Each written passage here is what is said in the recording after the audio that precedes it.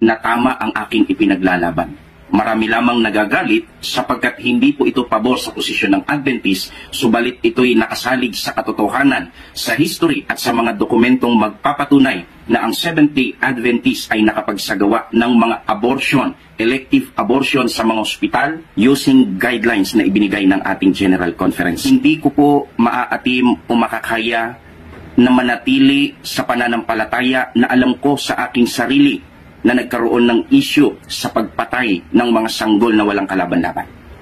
So mula po sa araw na ito, ako po si Brother Reynaldo Moncada Verano na nabautismuhan sa Seventh-day Adventist noong January 28, 2017. Isang masiglang kaanib, walang inargabyado, walang siniraan, at wala pong ginawang anumang kaanumalyahan sa loob ng Seventh-day Adventist, ay nagpapasya mula sa araw at oras na ito ay itinitiwalag ko na po ang Seventh-day Adventist Church bilang aking sekta o relihiyon sapagkat namuhay ng labag sa pagkakristyano.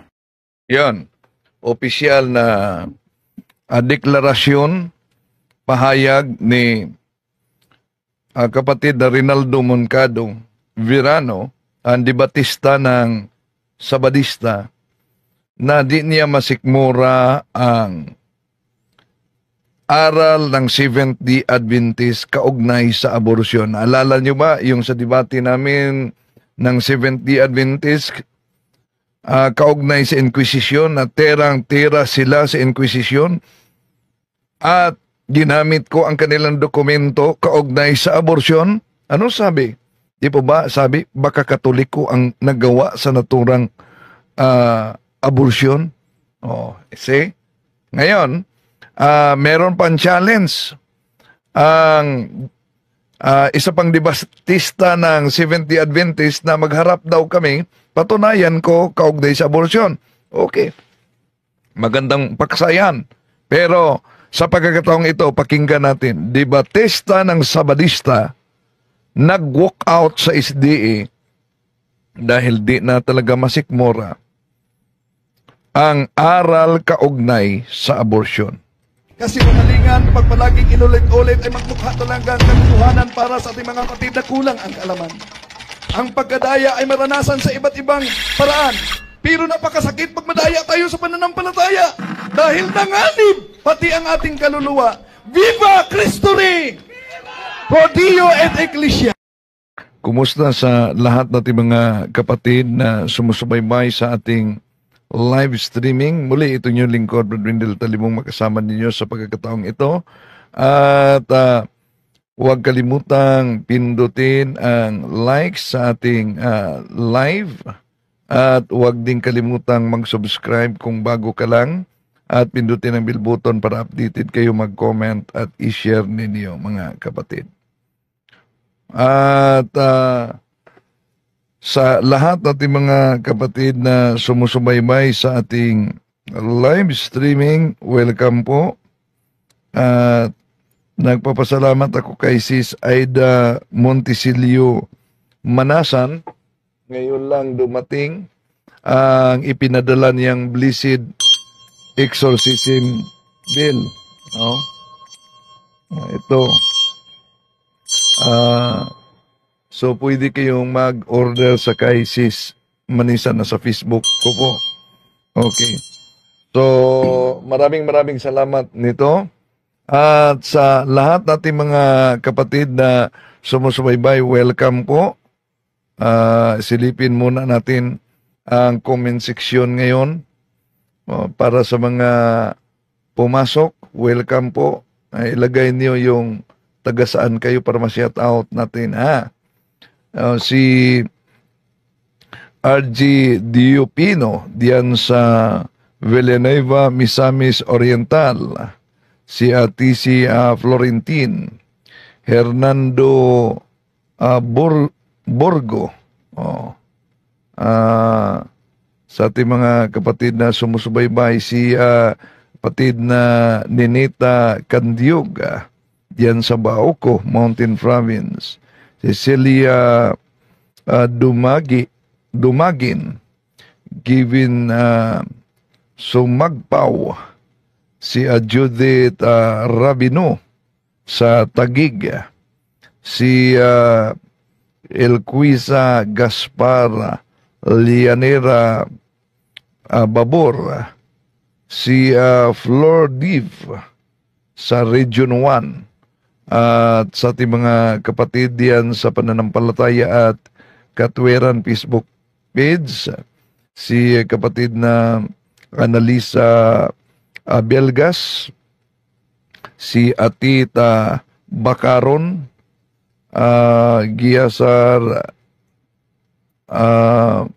Kotsi sa Martin Villanueva, Misamis Oriental, Lia Tabada, si Amer Gina Alisna sa Kuwait siya, si Atit Bakaron dyan sa Hong Kong, Ilo, si Jason Yang sa Cagayan de Oro City, si Jingjing, Petri Kings from Hong Kong daw, okay, si Morphy Alsa diyan sa Zamboanga City, at sa lahat ating mga kapatid na sumusubaybay, no?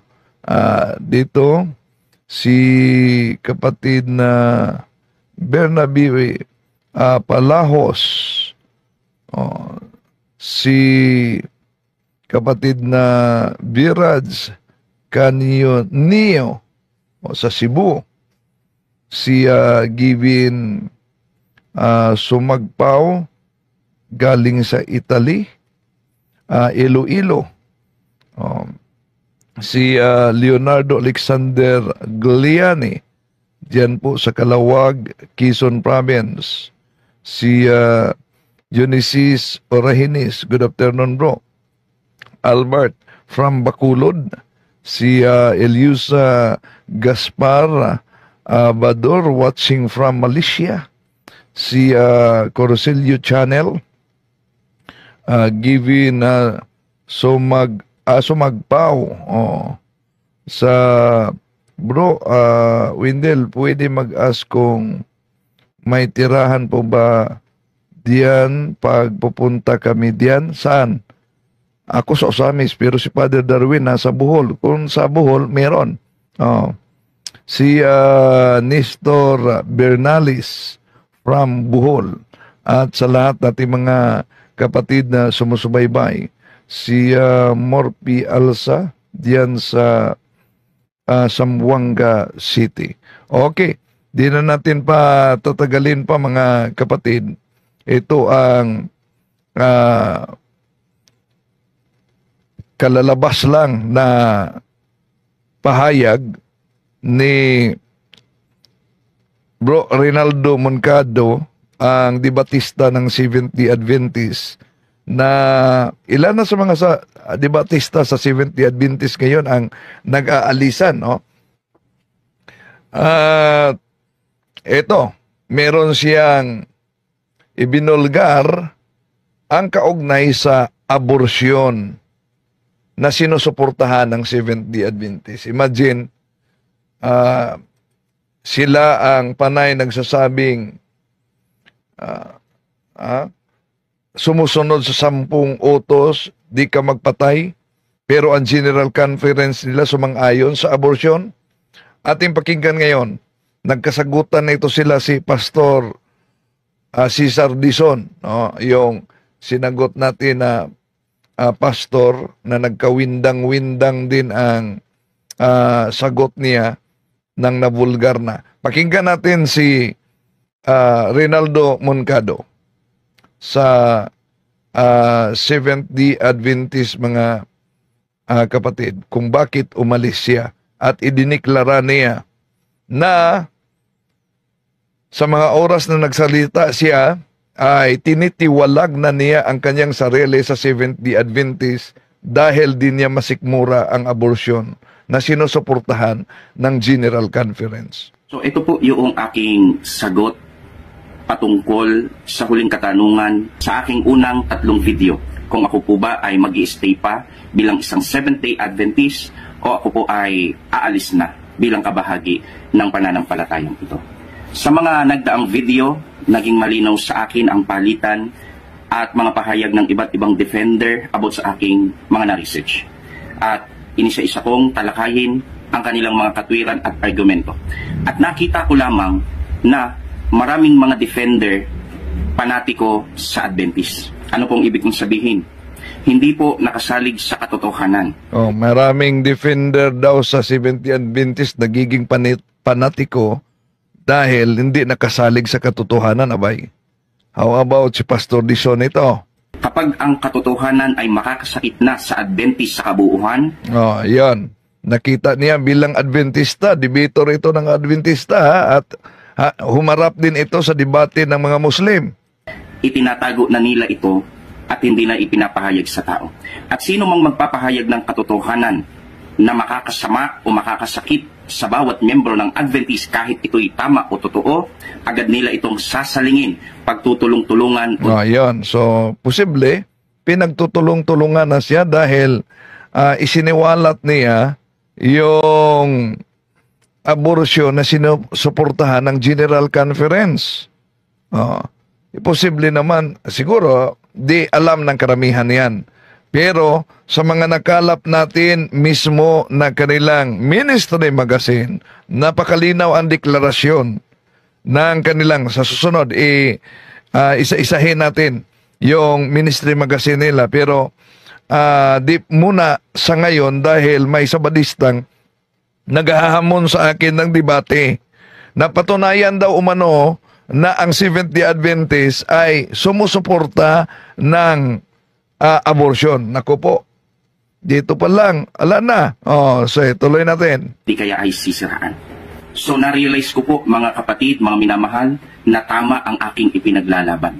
Marami lamang nagagalit sapagkat hindi po ito pabor sa posisyon ng Adventist, subalit ito'y nakasalig sa katotohanan. Bakit di pabor sa posisyon ng Adventist na idineklara naman talaga yan ng kanilang General Conference? Nasa ministry magazine nila yan. Sa history at sa mga dokumentong magpapatunay na ang Seventh-day Adventist ay nakapagsagawa ng mga abortion. Ayan. Nasa dokumento talaga nila yan.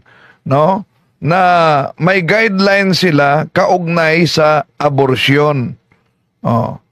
Ay ipagpatayan sa mga bata sa loob ng sinapupunan.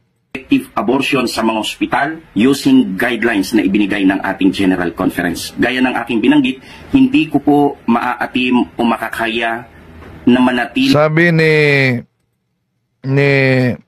Ging Onyete, hala, akala ko INC yan. INC siya noon. Tumitiwalag sa INC, yumakap sa Seventh-day Adventist. 2017 ba siya nabinyagan sa Seventh-day Adventist? At aktibo siya sa Seventh-day Adventist, aktibo siya sa social media, hanggang nagiging debater din siya sa Seventh-day Adventist. Nagkaharap sila ni Ustads Bashir Indasan. Ustads Indasan. Kaugnay sa Trinity. Si Indasan na lang ang di ko pa naharap. Siguro baka may plano si Indasan na yung di natuloy naming debate ay itutuloy yon. Ipaabot ninyo kay Indasan, ha? Okay. Eto, tuloy natin. Sa pananampalataya na alam ko sa aking sarili na nagkaroon ng issue sa pagpatay ng mga sanggol na walang kalaban-laban. So mula po sa araw na ito, ako po si Brother Reynaldo Moncada Verano. Ito ang deklarasyon ni Reynaldo Moncada, no? Na humihiwalay na siya sa Seventh-day Adventist. Na nabautismuhan sa Seventh-day Adventist noong January 28, 2017. Isang masiglang kaanib, walang inargabyado, walang siniraan, at wala pong ginawang anumang kaanumalyahan sa loob ng Seventh-day Adventist, ay nagpapasya mula sa araw at oras na ito ay itinitiwalag ko na po ang Seventh-day Adventist Church bilang aking sekta o relihiyon. So, isinuka na niya. Deklarasyon niya ito. ang sikta na tatag ni Ellen Goldwhite. sapagkat namuhay ng labag sa pagkakristyano. Ngayon, dahil batay sa kanya, sa pagsilip niya sa mga deklarasyon sa General Conference na nakatala mismo sa kanilang ministry magazine, kaugnay sa guidelines sa abortion, labag sa buhay Kristiyano ang ginawa nito. Sinasabi na iniingatan at sinusunod ang 10 utos, subalit ang mga ospital ay buhay na patotoo o patunay na tayo po'y lumabag sa 10 utos, pumatay ng walang kalaban-laban na Nako po. So, yon. Maghanap talaga, lalo na sila si Cesar Dizon, kung paano nila lulusutan ito. bata dahil sa guideline na ibinigay ng General Conference at magpahanggang ngayon ay current po ito o nag-e-exist sa ating mga ospital. Sana po naging maliwanag sa bawat isa ang pahayag ko pong ito. Sa mga susunod kong video, hindi na po ako tatayo sa panig ng Seventh-day Adventist. Ako po ay magpo-focus sa kautusan o sa 10 utos ng Diyos.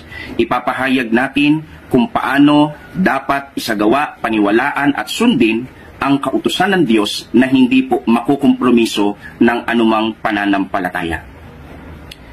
Hello guys, bago ang lahat, nais ko pong batiin ang lahat ng manigo at masayang Okay, so, yan pagbati niya. Okay, tuloy natin. video ko ay ipinaglaban ko ang katotohanan na natutunan ko sa loob ng Seventh-day Adventist. Meron lang akong mga 4 o 5 point na gustong sagutin bago po ang huling video na ito. Una, yung video po ni Pastor Dizon. Hindi tayo galit kay Pastor, hindi po tayo namimersonal. Happy New Year po, Pastor. Subalit sasagutin ko po yung mga natitirang video nyo po na tinalakay po yung akin. Yun namang kaugnay sa Christmas, di nagka-isa ang mga pastor ng Seventh-day Adventist dito. May total, may tira ng tira, meron namang pastor ng... Ito ang problema sa mga Bible alone na walang dogma. Kaya nagdepende sa kanilang interpretasyon. Si Pastor Cesar Dizon, tinitira din niya ang Christmas, ngunit sa picture niya sa Facebook, sa likuran niya, may Christmas tree. Naku po, tuloy natin. Video. Marami sa mga video ni Pastor ay hindi ko na sasagutin kasi hindi naman halos dumirekta sa akin. Meron pong sasagot po na iba yan. Ipapakita ko po yan sa ibang pagkakataon. Pero may mga bagay na kailangan ko pong linawin. Kasi po, yung aking video na ina-expose about abortion, may mga arguments sila o pinalalabas na hindi naman daw talaga abortion ang dahilan kung ba't ako nag-expose. Gusto ko na daw talagang umalis sa Adventist, ginamit ko lang daw ang issue na ito o gumamit ako ng ibang tao para lang maka-exit ng maganda. Isang pamamaraan na ginagawa ng Defender, itinatanim sa isip ng mga miyembro kapag napahihiwatigan na nila na tila baga lumalaban sa aral o pananampalataya ang isang tao. Subalit, gaya ng aking binabanggit, hindi po ako lumalaban, hindi po ako nagsasalita against sa Seventh-day Adventist, kundi kung ano yung katotohanan na dapat matanggap ng isang miyembro. Ito po ang ating ina-expose o ipinapahayag.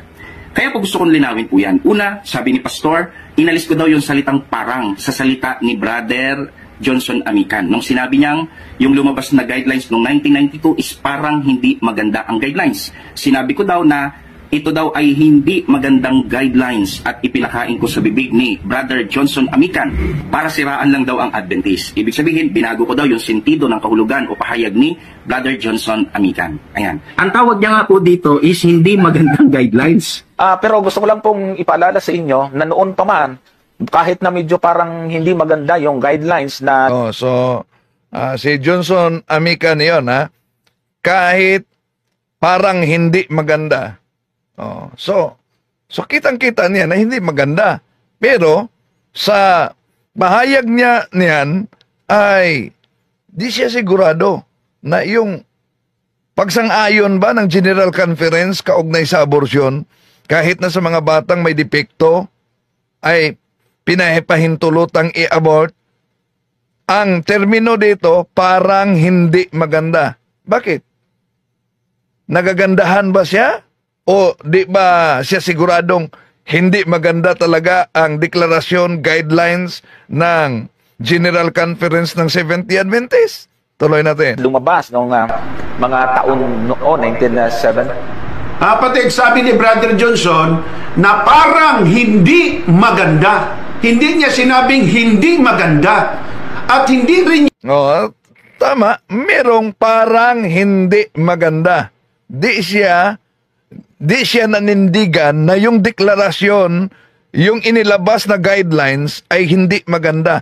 Pero meron na siyang naramdaman na parang hindi maganda. niya ipinaliwanag kung bakit parang hindi maganda ang sinabi ni Brother Johnson, pinagpuputol-putol niya lang. Tingnan ninyo mapatid, tuloy natin ha.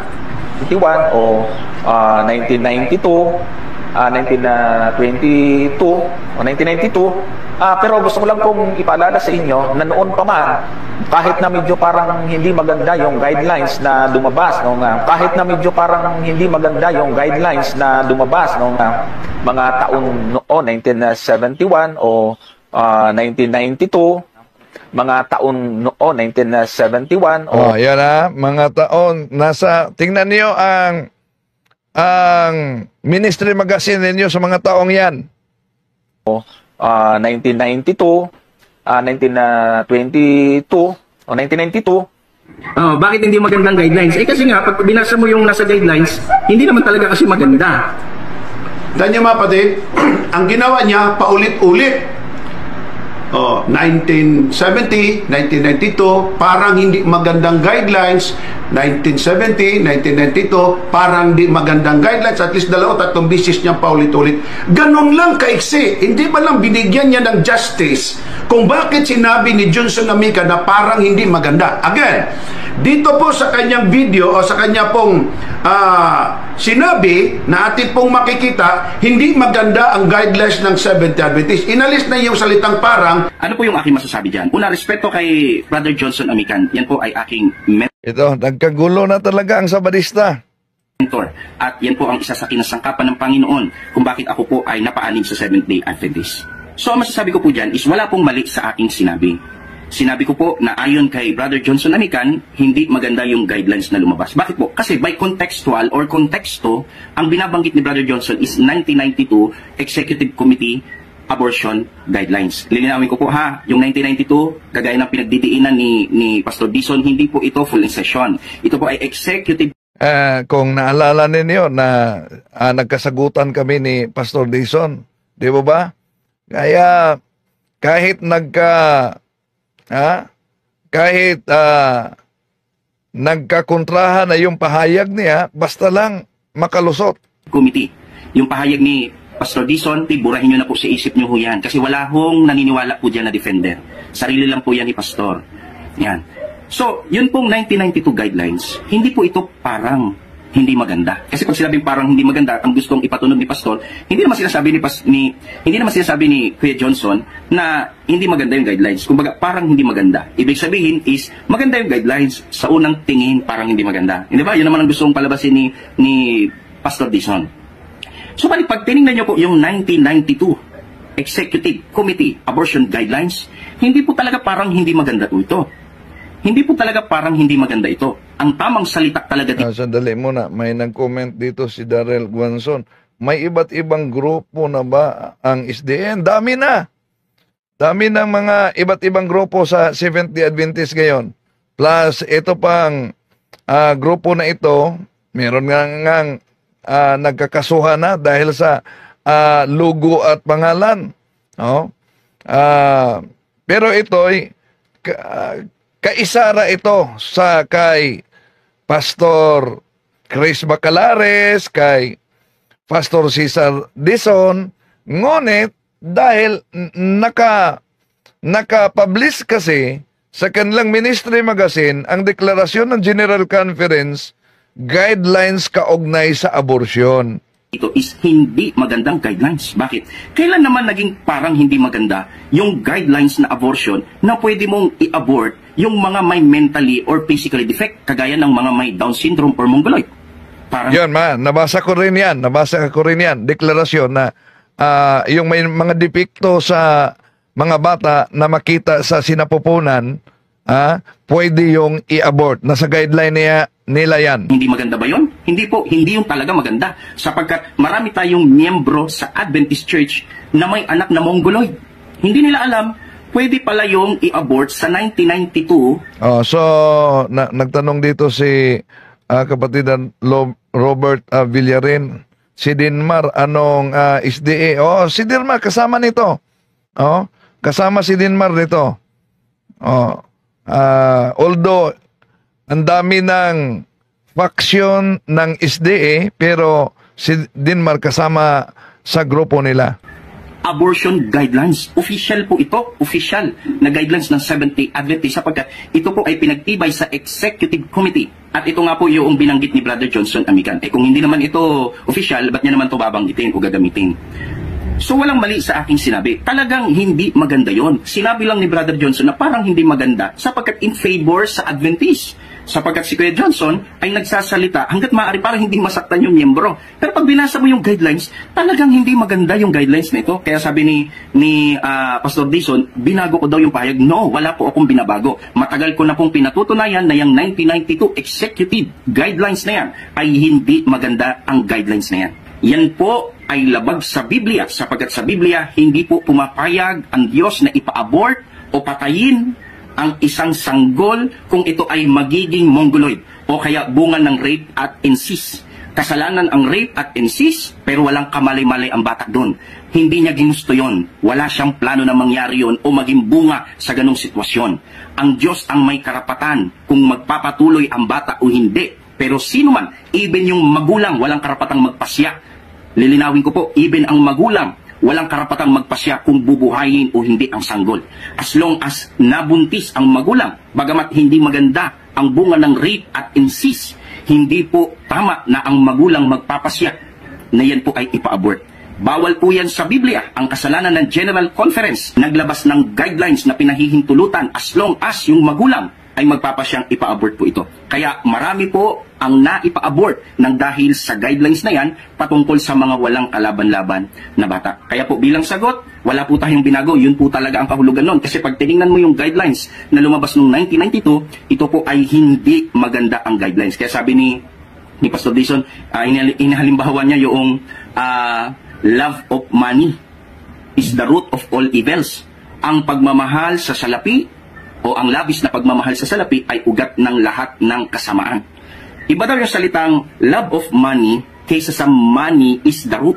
Iba daw yon ang pagmamahal sa pera or ang pera ang ugat ng lahat ng kasalanan. O nga naman, kung titingnan mo sa sentido, iba nga naman yung ang pagmamahal sa pera ay ugat ng lahat ng kasalanan o kasamaan kaysa sa salitang ang pera ay ugat sa lahat ng kasalanan. Pero sa sentido ng 1992 guidelines, hindi po siya parehong halimbawa. Bakit? Kasi po, pag tinignan mo yung 1992 guidelines, maraming ulit ko nang ine-expose, talagang hindi po siya maganda. Mali niyang sabihin parang hindi maganda ang guidelines. Kundi ang tama doon, hindi maganda ang guidelines noong 1992. Pero kung titingnan nyo yung pahayag ni Pastor, siya mismo nagkakamali sa pag-review sa video ni Kuya Johnson Amican. Bakit po? Sapagkat ang sabi ni Kuya Johnson Amican, merong pag-unlad yung statement. Subalit, noong pinaraphrase na ito ni Pastor Dison, ang sabi niya na, meron daw pag-unlad, hindi yung statement, yung guidelines. Hindi naman yun lumabas sa bibig ni Kuya Johnson Amican. Taon noon, 1971 o 1992. Subalit, tandaan po natin na meron pong pag-unlad ang ating statement. Meron pong pag-unlad ang ating statement. Ganito ang ating statement. Ganito po. Anong sabi ni Brother Johnson? May guidelines, binanggit niya 1971, dapat yan 1970, 1992, pero yung guidelines ay merong pag-unlad. Pero yung guidelines ay merong pag-unlad. Ito nangyari ito sa sagutan nila ni Pastor Dison at Moncado na kapwang Seventh-day Adventist bago si Moncado nagdeklara na aalis na siya sa Seventh-day Adventist. May nangyaring sagutan nila at may mga sagutan pa sa ibang mga defensor ng Seventh-day Adventist. Mga kapatid, merong pag-unlad, may updates, may improvement ito. Kagaya ng aking binanggit ng mga nakarang video, ito yung ginagawa ng mga defender.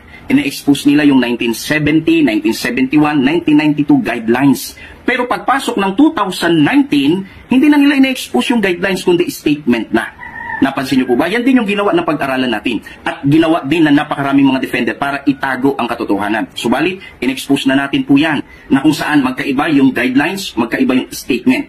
By statement, mula noong una hanggang ngayon, tayo po ay anti-abortion. Kaya nga ako nag-Adventist kasi by statement, by belief, by doktrina, tayo po ay tutol sa pagkitil ng mga sanggol na walang kalaban-laban. Subalit, kahit na tayo by statement ay anti-abortion, ang GC po natin ay naglabas ng guidelines. At hanggang ngayon, current guidelines, ang pinaka-current kasi is 2019. Nananatili po ang abortion guidelines na pinahihintulutang i-abort ang mga mongoloid at yung bunga ng rape or incest as long as yung magulang ay magpapasya na ipa-abort ito. Mali po ito. Bakit? So, may Seventh Day Adventist sa akin na naghahamon kaugnay sa topic na ito.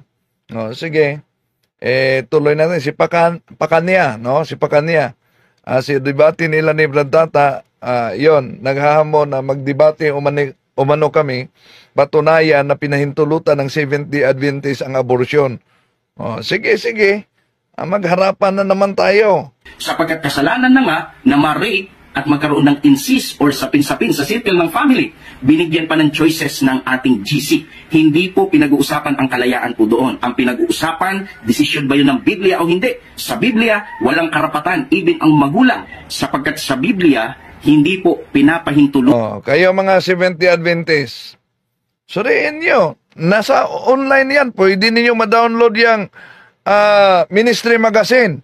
Kung ano ang deklarasyon kaugnay sa abortion. Payag ba kayo? Nabasa ko talaga yan. Yun ang ginamit ko sa debate namin ni Pakania, no?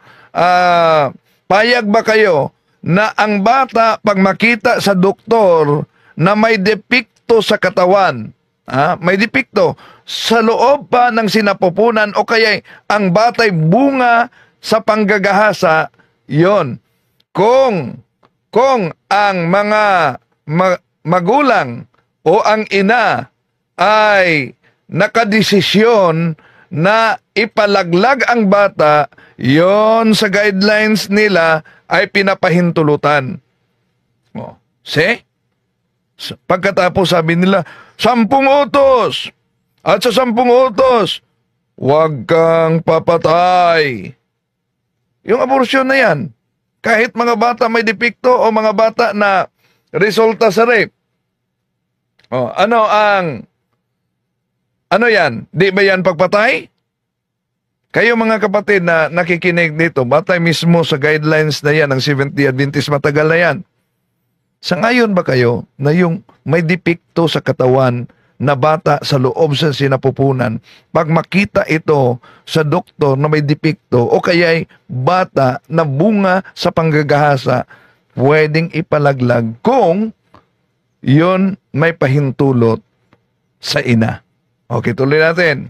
Kahit ang magulang na magkaroon ng free will na ipalaglag ang sinapupunan na bunga ng rape at incest. Murder is a murder. Kasalanan po yan, mga minamahal na kapatid, na choices na ibinigay ng guidelines na ipinagkaloob ng ating General Conference. Dahil kung ipinahintulot sa Biblia na ipalaglag ang bunga ng rape at incest, sana wala kang tagapagligtas ngayon. Alam niya ng mga nagbabasa ng Biblia, sapagkat si Jesucristo sa kanyang katawan tao, sa linya ni Maria, yan po ay bunga ng incest, sapagkat yun pong panahon ni Noe, sa pagdami ng tao, nakalinya po ang lahi ni Jesucristo sa bunga ng incest. Kaya kung ipa-abort yun, di sana wala kang tagapagligtas ngayon. Kaya napakamaling paraan na tayo po ay sumang-ayon sa ganyang guidelines na yan. Ako po ay hindi sang-ayon, kaya po ine-expose ko yan. Ang ginawa ng mga defender, pinalabas nila na sinisiraan ko ang Seventh Day Adventist Church. Sa totoo lang, kayong mga defender ang tunay na naninira sa church sapagkat nako, bangaya na ito sa mga debatista ng SDA. Pero ngayon, nagdeklara na si Mungkado na ganap na siyang umalis sa Seventh Day Adventist. Hinahayaan ninyo ang maling guidelines sa ating iglesia. Kaya po, walang mali sa aking pahayag na hindi maganda ang guidelines. Ayon po sa in-expose ni Brother Johnson Amican. Kung titingnan naman natin, iba yung salitang may pag-unlad yung ating statement kaysa sa salitang may pag-unlad ang ating guidelines.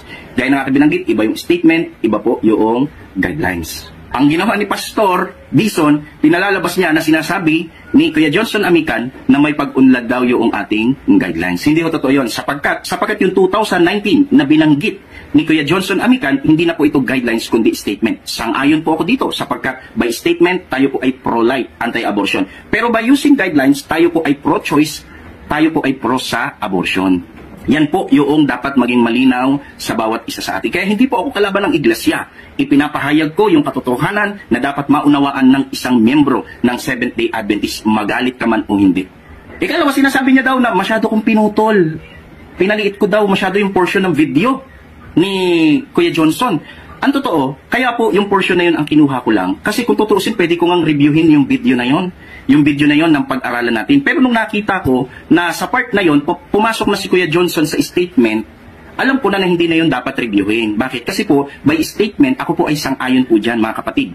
Sang-ayon si Raymond Cada sa ating statement, tayo ay anti-abortion. Pero dahil sa guidelines na yan, hindi po yan matatayuan ng isang Seventh-day Adventist sapagkat sa ospital, hindi po statement ang tatakbo kundi yung guidelines. At sa ating current guidelines, 2019 current guidelines, tayo po ay nananatili na sumasang-ayong i-abort ang mga mongoloid at yung mga bunga ng rape at incest. Kaya yung portion na yon yung aking binanggit lang o kinuha lang sapagkat yung mga susunod na video ni Kuya Johnson Amican ay sinasang-ayunan ko na. May kinalaman sa pagpuputol-putol o pag-iiksi-iksi. Di ba ikaw ang gumagawa niyan? Sa lahat ng video ko, wala kang ang nireview na buo. Kaya Ako, yun. Pastor Cesar Dison, ha? madalas nababago yung sentido. Kahit nga yung video, mismo si Melvin Sarmiento ang nagsasabi, dahil hindi mo nire-review ng buo yung aking video, napalalabas mo na ako lang nagsasabi noon. Hindi ba? Ikaw ang gumagawa po niyan. Huwag mong ibalik sa akin sapagkat may kinalaman sa pagpapakita ng maiiksing portion na video kaya nababago ang sentido, ikaw po ang unang gumawa niyan. Kaya balik po tayo, binago mo yung statement, ginawa mong guidelines. Iba po yan, kapatid. Iba po yan. Di ba meron sa Bible, yung pang-apat na utos? Alalahanin mo ang araw ng Sabat. Ano yung ginawa ng ating kinagis ng pananampalataya? Mangilin ka kung araw ng linggo at pistang pangilin. Hindi ito basta nilagyan ng parang. Talagang binago to. Payag ka ba doon? Ako rin, hindi rin payag sa sinabi mo. Bakit binago mo yun eh? Hindi ho yun tama. Sabi sa Bible, kung ano yung bagay na Dito naman, pwede tayong magdidebate kaugnay dito. utos ko sa iyo ay siya mong sasagawa, huwag mong dadagdagan ni babawasan. Mas malala kung baguhin mo yung sentido. Kagaya ng pahayag ni Kuya Johnson Amican, nabago yung sentido. Wala naman siya sinasabi na nagkaroon ng pag-unlad yung ating guidelines. Kasi yung guidelines ng 1992, same pa rin sa current guidelines ngayong 2019. Wala siyang sinabi na nagkaroon yun ng pag-unlad. Ang nagkaroon ng pag-unlad yung statement na hindi ko naman sinasang-ayunan. Kaya mali ka po sa bagay na ito.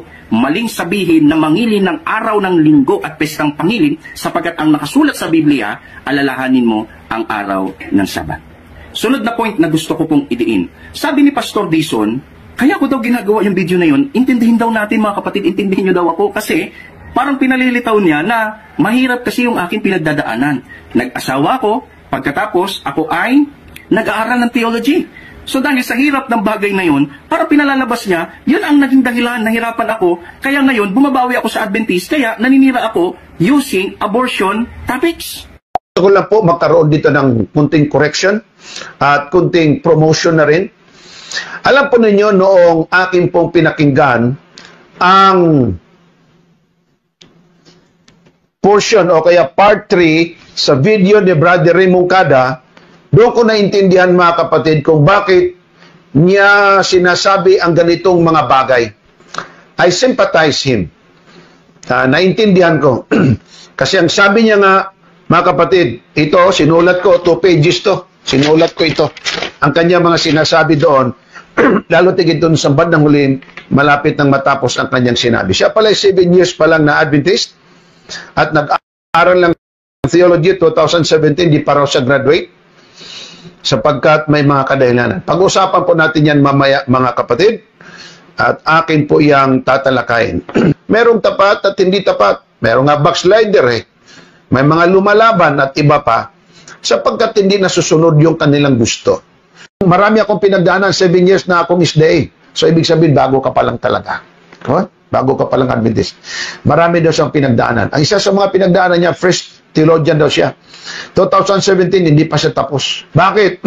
Kasi wala daw siyang karapatan na maging pastor. Bakit? Kasi wala daw siyang pera. Unless lang daw makakita ng sponsor. Sabi niya, sa pag-aaral ng theology, wala kang karapatang maging pastor kung wala kang pera. Unless makakita ka ng sponsor. Dapat din sabihin kita, sa MBC, meron kaming biro minsan. Meron tinatawag na Magna at saka Summa. Alam niyo Magna? Magna 9 years na hindi pa rin graduate sa MBC. Nandoon pa rin, theologian student pa rin. Ang iba naman Summa 10 taon na hindi pa rin talaga nakakagraduate. Bakit? Kasi working student, theologian din siya. Ako Magna 9 years, mga kapatid. O, hindi naman siguro Magna 9 years, hindi pa, pag 9 years, nakagraduate. Magna 9 years pagkatapos sa programa, mamimiki lang ng obispo. Okay, tuloy natin. Gumraduate ako. Bakit? I was a working student. And 2017, 18, 19, 20, 21, 22, 23, 24, tumigil ka, no? Tumigil ka. Ang dami kong alam na mga working student na mga naging pastor, naging presidente pa. Wala pang sponsor, nagtrabaho sila. Kasi wala daw siyang pera. Wala siyang karapatan daw na makapagtapos bilang pastor. Liban lang kung may sponsor. Ang mahirap lang kasi, siyempre, hindi kita kapatid pinapakilaman ha. Pagka nauna pag-aasawa mo, kaysa pag-graduate mo, mahirapan ka talagang mag-aral at magtapos. Bakit?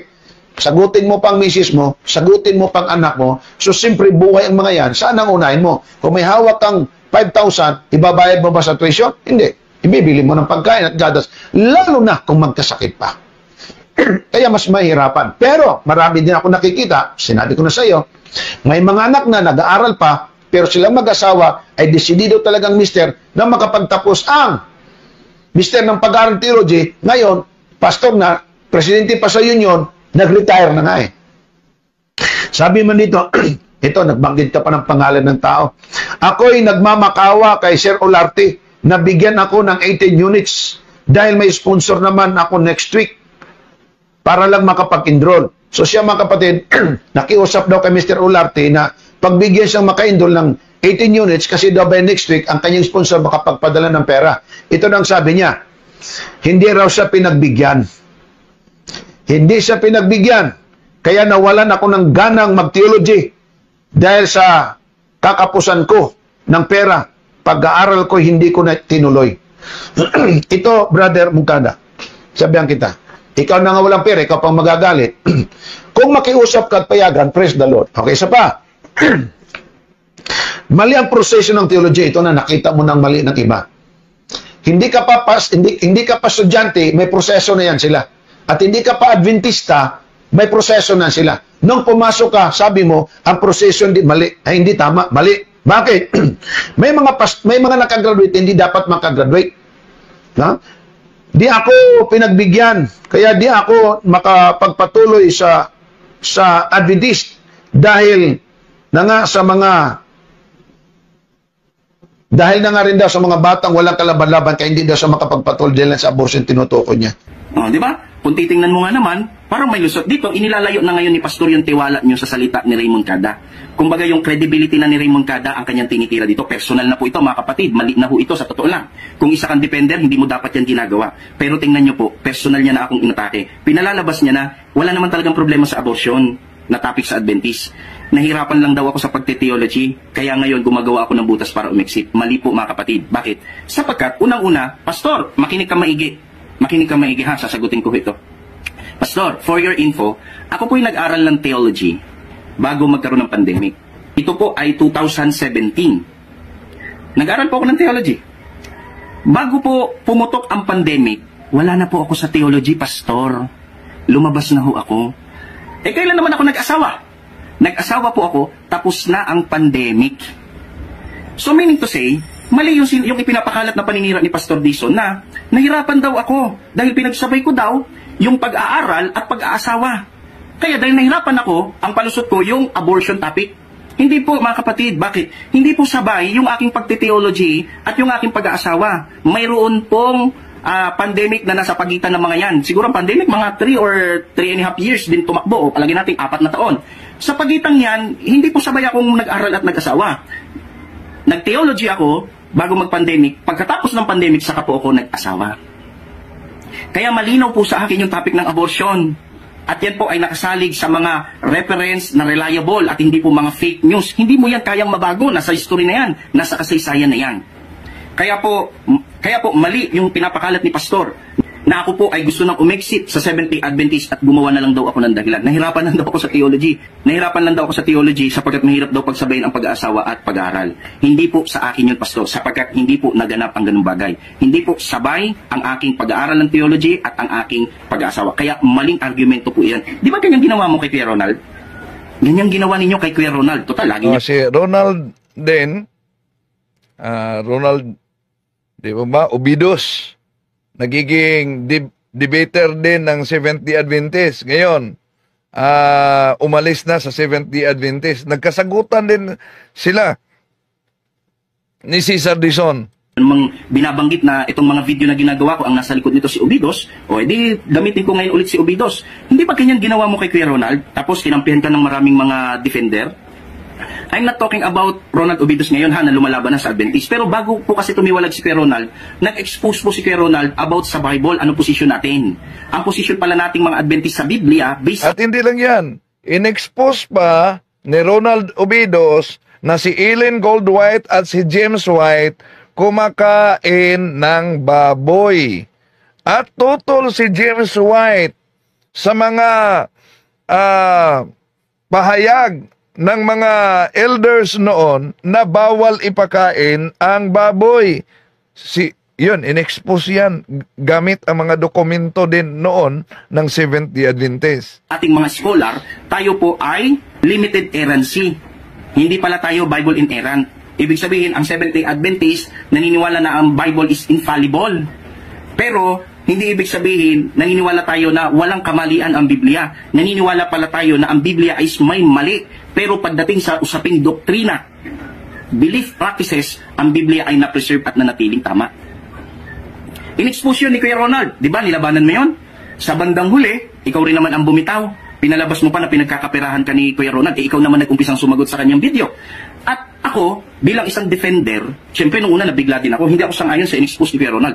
Pero nung nakausap ko na yung mga defender natin, alam mo, hati-hati po sila mga kapatid. Hati-hati po sila. Magbabanggit po ako ng mga defender na naniniwala na ang Biblia ay may kamalian. Hindi siya kagaya ng sinasabi ni Pastor Dizon, Bresi Balansag. Defender yan. Yung mentor ko sa debate, si Fernando Camacho. Yung mentor ng mga mentor, yung pinaka-mentor namin, si Kuya Ronald Mercado. Naniniwala yan na ang Biblia may kamalian sa aspeto na labas sa religious practices. Hindi kagaya ng posisyon mo. Ibig sabihin, kung paniniwalaan namin yung sinabi mo about doon sa position sa Bible, hindi rin naman kami magkakaisa-isa. Hanggang ngayon, hindi naman pare-pareho. Kaya nakakalito yung posisyon na yan. Sa totoo lang. Anyway, nabanggit ko lang yan kasi, di ba ganyan yung ginawa mo kay Kuya Ronald? Tama actually yung in-expose ni Kuya Ronald. Ang Adventist, ang position talaga, tayo po ay limited errancy. Naniniwala ang Adventist na ang Bible is infallible doon sa belief, religious practices. Yan yung nasa 28 fundamental natin. Pero sa ibang aspeto na labas sa doktrina at paniniwala, ang Biblia daw, ayon sa Adventist, ay mayroong kamalian. Pero bakit mas maraming naniwala kay Pastor Dizon kaysa kay Kuya Ronald? Kahit yun naman talaga ang posisyon ng Adventist, yung in-expose ni Kuya Ronald. Kasi binanatan niyo si Kuya Ronald, pinagtulong-tulungan ninyo, pinersonal si Kuya Ronald. Hindi ba? Pinersonal na ninyo si Kuya Ronald eh. Yan din yung ginagawa mo ngayon sa akin. Ngayon, bahala na kayo mga Adventist kung paniniwalaan niyo po ang taong ito. Kasi pastor nga po siya di ba? Marami ang followers. Pero gaya na aking binabanggit, hindi po ako naninira sa Seventh-day Adventist. Ini-expose ko talaga yung guidelines na yan. Bakit? Against yan sa statement ang Adventist. Hindi po sang-ayon ang Adventist na ipa-abort. Yun pong bunga ng rape and incest, pati yung mga Mongoloid using statement. Pero dahil sa guidelines na yan, hindi po natin matayuan ang statement. Kaya po sa pahayag ni Pastor na nagtopic lang daw ako ng abortion para maka-exit sa Adventist dahil nahihirapan daw ako sa pagte-theology at magsabayin yung aking pag-aasawa, ito po ay fake news. Dahil hindi po sabay Hindi po sabay ang aking pag-aasawa at ang aking pag-aaral ng theology. About naman sa tumatagal ng summa cum laude, di ba? Magna cum laude, yung sumasampung taon, magna 9 years, wala naman akong against dyan. Wala naman akong problema dyan. Parang gustong palabasin ni Pastor na naiinip ako sa pagte-theology. Hindi naman yun eh. Kaya ako lumabas sa theology, nakita ko hindi talaga kasi tama ang sistema. Bakit? Maganda lang mapakinggan yung mga testimony na tumagal ng 9 years, 10 years, pero natapos pa rin. Hindi ba? By the grace of God, nakagraduate pa rin. Wala naman akong against dyan. Ang point ko is, bilang isang Adventist organization, ang church naman ang may-ari sa school. Bakit hindi sila gumawa ng programa na makatatapos ang isang nagte-theology? At least 5 years.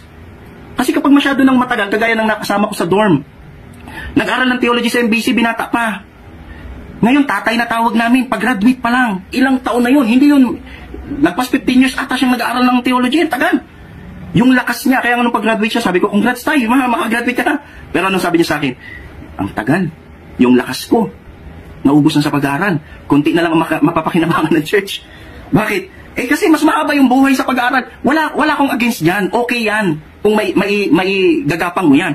Ang point ko is, mali kasi talaga. Na wala man lang programa ang church na makagraduate ang theology, asang theologian. So hindi naman lalagpas dapat ng 10 taon. Mali naman yan eh. Hindi ho yung tama. Bakit? Kasi ang pag-aaral, hindi yan yung mismong field. Ang field natin sa church, sa local. Yung local churches ang dapat pagsilbihan, hindi yung school. Naubos na yung panahon sa school. Kaya nung nakita ko, tumatagal na ako, lumabas na ako. Bakit? Grabe, pag wala kang pera, totoo naman talaga yan eh. Pag wala kang pera, wala kang karapatang mag-aral sa university natin. Mag-working student ka, goods, pero hindi nyo alam ang karanasan namin bilang working student. Isipin mo, kaya lumabas na ako, 3 units na lang ang ibibigay sa akin. 3 units na lang. Isang subject lang po yun, mga kapatid. Kung kada taon, dahil sa laki ng utang, 3 units lang ng 3 units, baka hindi ka magsuma o magmagna. Bakit 20 years, di ka makagraduate pa? Bakit? Walang mali sa pagte-theology, ang mali yung sistema. Hindi gumagawa ng paraan ang ating church ng isang theologian na may kaloob naman sa pag-aaral, sa pagpapastor, ay makagraduate ng mas maaga para mas maagang makapaglingkod sa iglesia. Maraming wala naman talagang kaloob, hindi naman talaga pang theologian, pero dahil may pera, nakakagraduate. Kaya pagdating sa mga local churches, sakit sa ulo ng ating mga local churches. Alam po yan ng mga officer sa Seventh-day Adventist. Kaya, for the record mga kapatid, mali po yung sinabi ni Pastor Dison na gumawa lang daw ako ng topic, intindihin nyo lang daw kasi mahirap pagsabayin ang pag-aaral at pag-asawa. Hindi po sabay na nangyari po yan. Nag-topic ako ng abortion, hindi po para lumabas sa Seventh-day Adventist. Ako po ay defender. Bago ko ilabas yung topic about abortion, may mga naunang debate pa ako para ipagtanggol ang Seventh-day Adventist laban sa mga naninira.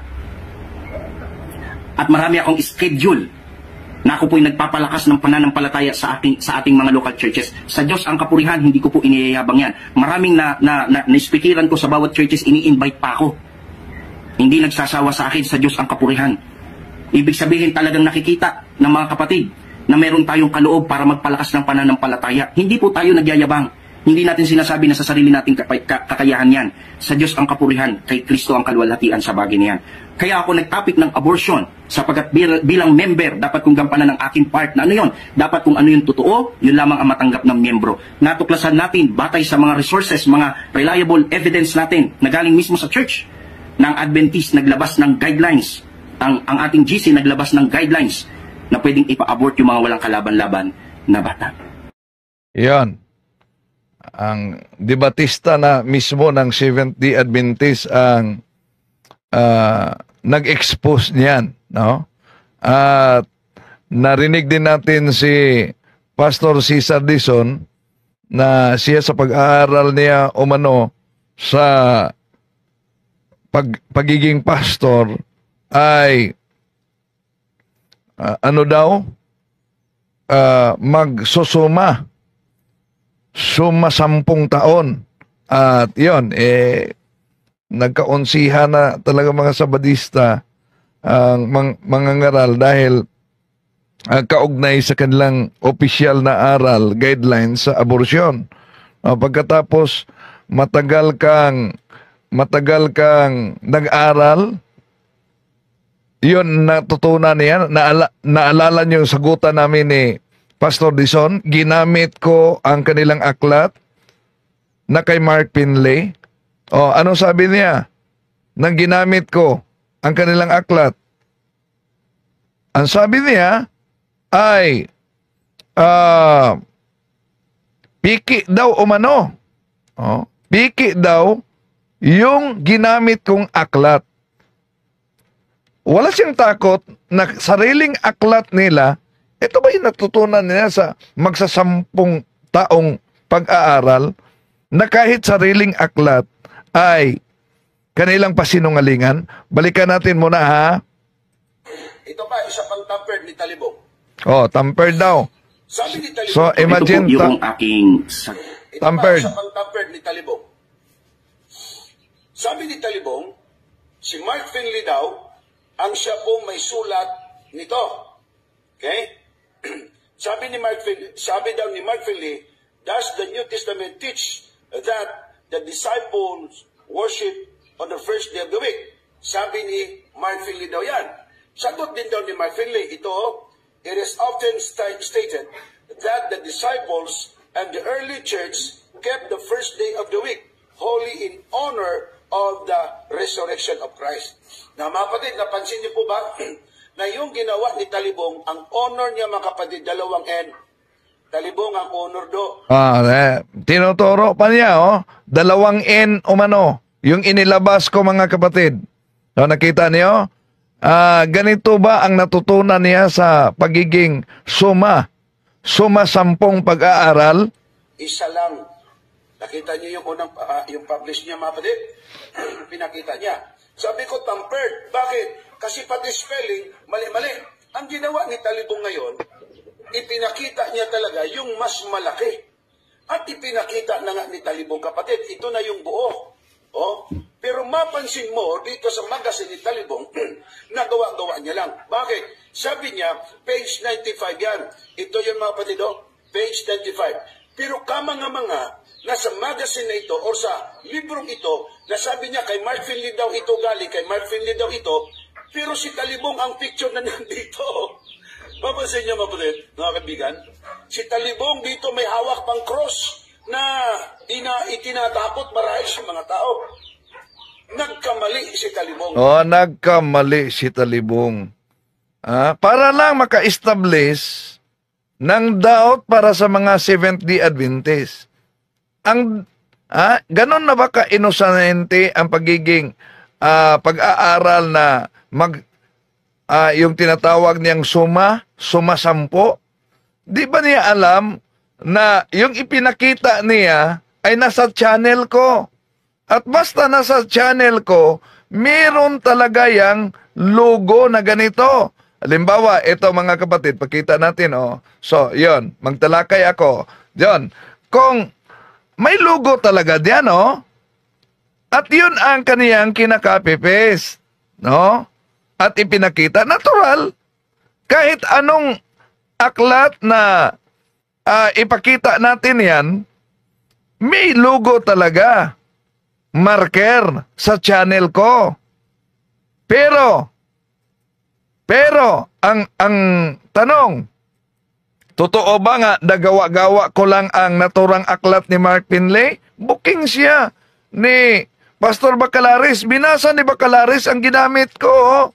Ini Pastor, naaman sa libro sa SBA Pastor by Mark Finley Pastor. Nung sa may gingon ni Mark Finley, ang libro Pastor, The Almost Forgotten Day by Mark Finley, page 95. Okay, page 95. Oh, Pastor. Basahan ako, ha? Nakuha na ka libro.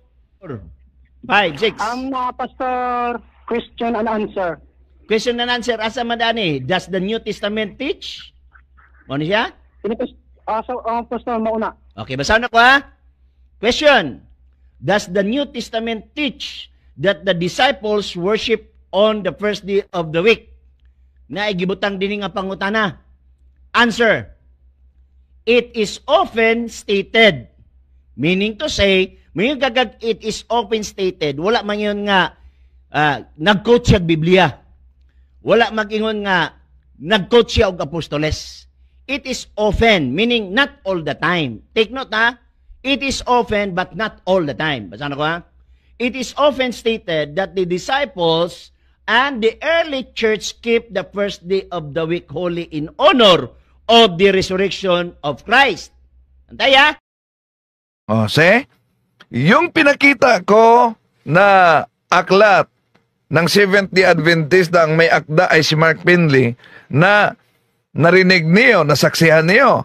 Paano tinutulan ni Mr. Cesar Dizon? Gawa-gawa ko lang daw, tampered ko lang. Pero ngayon, binasa mismo. Binasa mismo sa kasama niyang pastor. Booking siya sa kasamang pastor na sinabing tampered ko lang, ako lang ang nagawa-gawa sa pahina 95. Eh, binasa nga. Diba? So, yun, ang sinabi ni Mungkado, ang hirap talaga o manong makatapos. Pwedeng mag-working, pero ang problema, bakit umalis siya? Dahil 3 units, isang subject lang ang ibibigay sa nag-working. Imagine.